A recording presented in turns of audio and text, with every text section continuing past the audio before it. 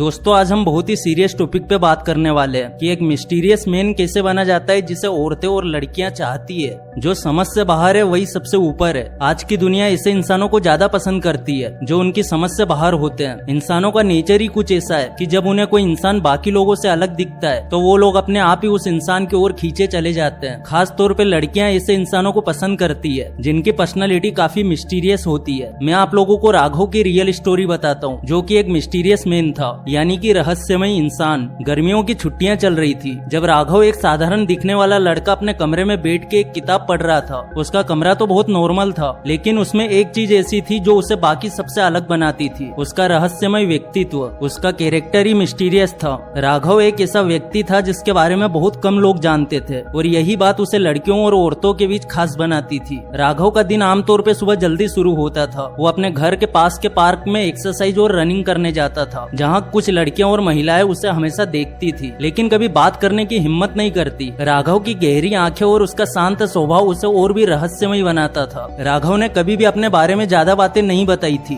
जब भी कोई उससे उसकी लाइफ के बारे में पूछता तो वो बस मुस्कुरा देता, वो टॉपिक को बदल देता। उसकी यही आदत उसे और भी रहस्यमय बनाती थी। उसकी स्माइल में एक अजीब सा अट्रैक्शन था जिससे महिलाएं और लड़कियां उसकी ओर खींची चली जाती थी। एक दिन जब वो अपने पसंद के कैफे में बैठा हुआ किताब पढ़ रहा था तब एक नेहा नाम की लड़की ने उससे बात करने की कोशिश की और कहा कि क्या मैं यहाँ बैठ सकती हूँ। राघव ने किताब से नजरें उठाई और मुस्कुरा के कहा कि बिल्कुल आप बैठ सकते हो। नेहा ने उसकी किताब की ओर इशारा करते हुए पूछा कि आप क्या पढ़ रहे हो। राघव ने किताब का नाम बताया लेकिन उसने इसके बारे में ज्यादा कुछ नहीं कहा। उसकी इसी बात ने नेहा को अट्रैक्ट कर लिया। वो जानना चाहती थी कि इस व्यक्ति के पीछे क्या कहानी छिपी है। कुछ हफ्तों के बाद नेहा खुद ही राघव से मिलने जाने लगी। हर मुलाकात में नेहा राघव के बारे में कुछ नया जानने की कोशिश करती लेकिन राघव हमेशा कुछ न कुछ रहस्य बनाए रखता। उसकी यही आदत नेहा को उसकी ओर और अट्रैक्ट कर रही थी। राघव जानता था कि रहस्यमय बने रहने के लिए उसे अपने बारे में सब कुछ नहीं बताना चाहिए। उसने अपने जीवन के कुछ हिस्सों को हमेशा एक पहेली की तरह रखा जिसे सोल्व करने में नेहा को मजा आ रहा था। उसकी आंखों में एक अजीब सी चमक थी जो नेहा को उसकी ओर करीब लाती जा रही थी। एक दिन जब नेहा ने उससे पूछा कि वो अपने जीवन में सबसे ज्यादा क्या चाहता है तो राघव ने धीरे से कहा, मैं चाहता हूँ कि लोग मुझे समझने की कोशिश करें लेकिन कभी पूरी तरह से समझ ना पाए। उसकी इसी बात ने नेहा को सोचने पे मजबूर किया। उसने महसूस किया कि राघव का रहस्यमय स्वभाव ही उसकी सबसे बड़ी ताकत है। उसने ये भी समझा कि एक व्यक्ति के रहस्यमय होने का मतलब ये नहीं है कि वो कुछ छुपा रहा है बल्कि वो अपनी खासियतों को बनाए रखना चाहता है। नेहा ने धीरे धीरे राघव के रहस्य को समझ लिया था। उसे पता था कि राघव एक ऐसा व्यक्ति है जो अपने बारे में बहुत कुछ नहीं बताता लेकिन जो भी बताता है वो सच्चा और इंटरेस्टिंग होता है। यही बात उसे राघव की ओर अट्रैक्ट करती थी। नेहा को राघव पसंद आने लग गया था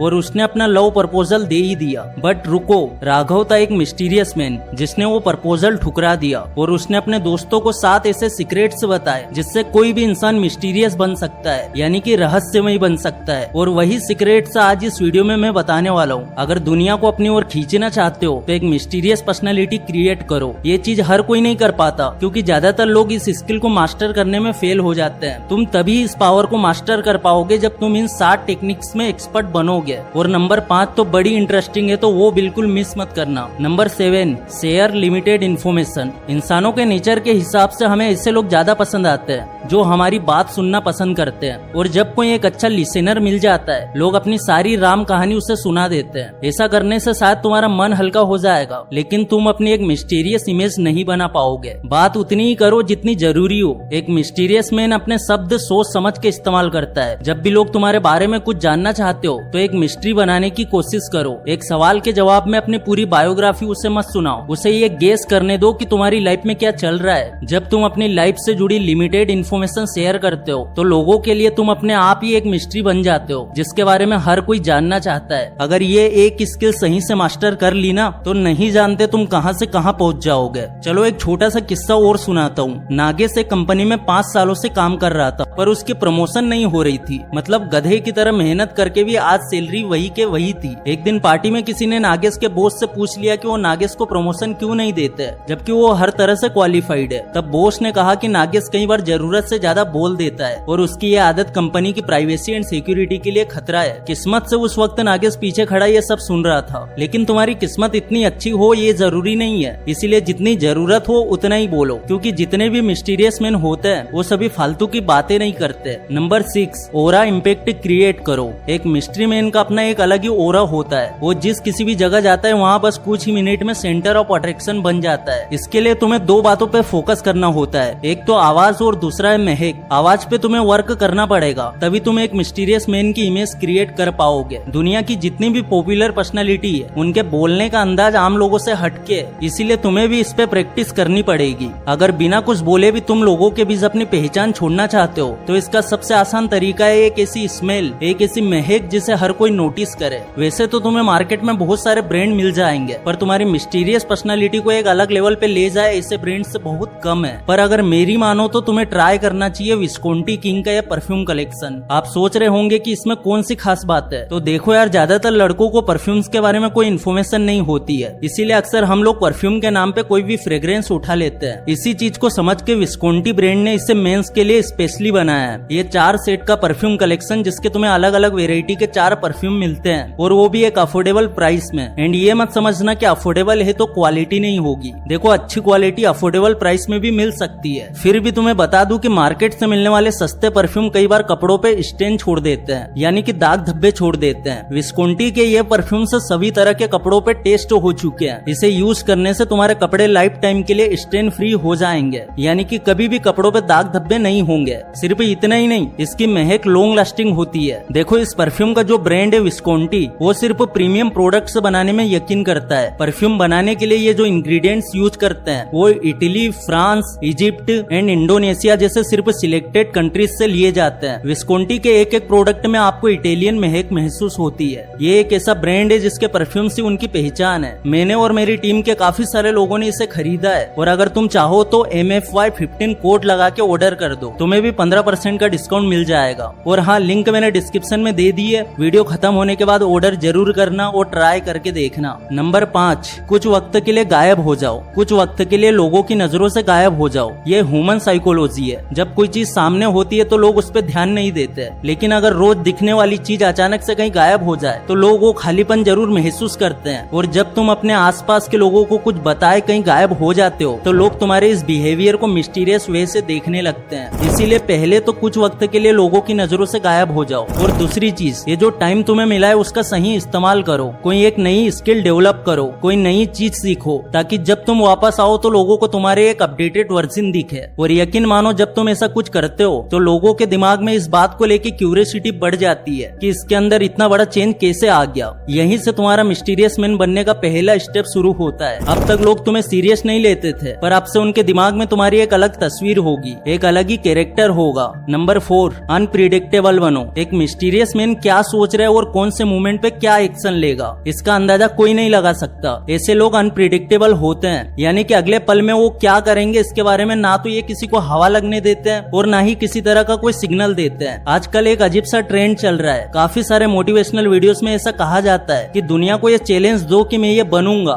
या फिर ये करके दिखाऊंगा, लेकिन 90% से ज्यादा लोग ये नहीं कर पाते और फिर हर कोई उनके ऊपर हंसता है। एक असली मिस्टीरियस मैन दुनिया को कभी ये नहीं बताता कि मैं 1 साल बाद अपनी कंपनी खोलूंगा या फिर मैं कोई ऐसी मल्टीनेशनल कंपनी में बड़ी पोजीशन पे पहुंच जाऊंगा। एक असली मिस्टीरियस मैन करके दिखाता है, फिर कुछ बोलने की जरूरत नहीं होती है, ऑटोमेटिक पूरा सिस्टम दुनिया को दिखता रहता है। लोग तुम्हें काफी कुछ कहेंगे, ये किसी काम का नहीं है, ये जिंदगी में कुछ नहीं उखाड़ पाएगा, इससे तो कुछ नहीं होगा। ये सारे ताने तुम्हें शायद तुम्हारे घर वाले मारेंगे या फिर दोस्त और रिश्तेदार। उनके इस तानों का जवाब बोल के मत दो। तुम क्या करने वाले हो उसे एक मिस्ट्री की तरह छुपा के रखो, क्योंकि जीत का असली मजा तभी आता है जब लोग तुम्हारी हारने की उम्मीद लगा के बैठे हो। नंबर 3, हर चीज की केयर मत करो। हम इंसानों के अंदर बहुत ज्यादा इमोशंस होते हैं और यही चीज हमें इस दुनिया के बेस्ट क्रिएचर्स से अलग बनाती है। अब देखो, इमोशंस होना अच्छी बात है, पर तुम्हें इतना भी इमोशनल नहीं होना चाहिए कि लोग तुम्हारे इमोशंस का फायदा उठा के तुम्हें इमोशनल फूड बना दे। एक मिस्टीरियस मैन के अंदर भी इमोशंस होते हैं, पर वो हर चीज के ऊपर अपने इमोशन नहीं निकालता। वो सिर्फ सही चीजों के ऊपर अपना टाइम और इमोशन देता है। इसे इस तरह से समझो, मान लो कि तुम ट्रैफिक सिग्नल पे हो और अचानक कोई भिखारी तुम्हारे पास आता है। तुम उसके हालत देख के इमोशनल हो जाते हो और उसे 10 रुपए दे देते हो। लेकिन तब क्या होगा अगर उस भिखारी के जाने के बाद एक और भिखारी तुम्हारे पास आके इसी पैटर्न में भीख मांगे? क्या तुम इमोशनल होके उसे भी पैसे दोगे? पर्सनल लाइफ से लेके प्रोफेशनल लाइफ तक ये चीज हर तरफ होती है। ऑफिस में भी कोई तुमसे हेल्प मांगता है और तुम इमोशनल होके उसके हेल्प कर देते हो, फिर भले ही तुम्हारा काम लेट हो जाए, जबकि तुम्हारी पीठ पीछे वही इंसान तुम्हें इमोशनल फूल बना रहा होता है। एक मिस्टीरियस मैन ये गलती कभी नहीं करता।